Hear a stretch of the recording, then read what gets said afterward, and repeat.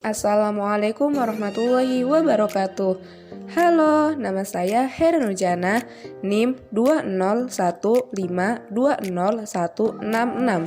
Prodi Bimbingan dan Konseling Islam, Fakultas Dakwah, Universitas Islam Negeri Sultan Maulana Hasanuddin Banten. Video materi ini dibuat untuk memenuhi tugas ujian tengah semester pengantar psikologi dosen pengampu yaitu Ibu Rauda Zaimah Dalibunte, MPD. Baik, saya sendiri akan membahas materi tentang teori psikoanalisis. Teman-teman, tahu nggak sih bahwa pendiri teori psikoanalisis adalah Sigmund Freud pada tahun 1890 sampai pada tahun kematiannya yaitu 1939.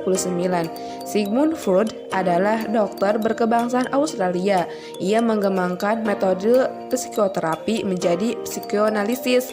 Lalu apa sih psikoanalisis itu? Nah, psikoanalisis adalah teori yang berusaha untuk menjelaskan tentang hakikat dan perkembangan kepribadian manusia. Psikoanalisis juga mempunyai tujuan loh. Tujuannya sendiri adalah membawa ke tingkat kesadaran mengenai ingatan atau pikiran-pikiran yang direpres yang diasumsikan sebagai perilaku yang tidak normal dari pasiennya. Psikoanalisis mempunyai beberapa tahapan loh. Tahapan yang pertama adalah fase oral, berlangsung saat usia 0-1 tahun. Pada masa ini, sumber kenikmatan anak yaitu mulut. Cara memperolehnya seperti mengisap, mengunyah makanan, dan meminum ASI. Jika tahapan ini tidak terpengaruhi, maka akan mengakibatkan rasa ketergantungan dan berpengaruh pada perkembangan anak loh. Yang kedua yaitu fase anal. Fase anal saat usia 1-3 tahun. Pada masa ini, sumber kenikmatan anak terdapat di anus. Jadi, orang tua harus menanamkan sikap disiplin pada anak seperti dengan toilet training, agar anak terbiasa untuk tahu tempat di mana ia harus membuang air besar atau yang lainnya. Dan yang ketiga yaitu fase falik.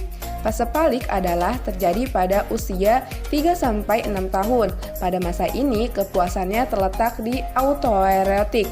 Apa sih autoerotik itu? Nah, autoerotik adalah daerah kemaluan.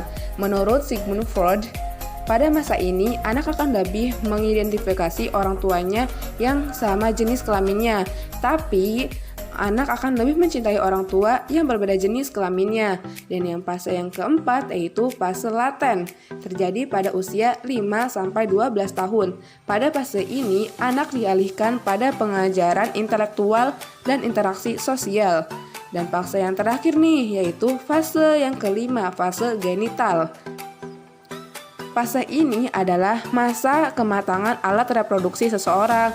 Seseorang akan tertarik kepada lawan jenisnya dan ingin membangun hubungan yang lebih intim bersama orang lain. Nah, dari penjelasan itu semua, lalu apa sih kelebihan dari teori psikoanalisis? Oke, kelebihan dari teori psikoanalisis adalah sebagai berikut. Yang pertama yaitu membantu seseorang mengenali dirinya sendiri dan percaya diri dengan kemampuan yang dimilikinya. Yang kedua, dapat memahami psikologi seseorang dan dapat memahami lebih dalam mengenai sifat manusia. Dan yang ketiga yaitu membantu mengatasi kecemasan melalui analisa terhadap mimpi, resistensi, dan transferensi. Yang keempat yaitu konselor dapat memiliki kerangka konseptual yang jelas dalam memahami tingkah laku manusia.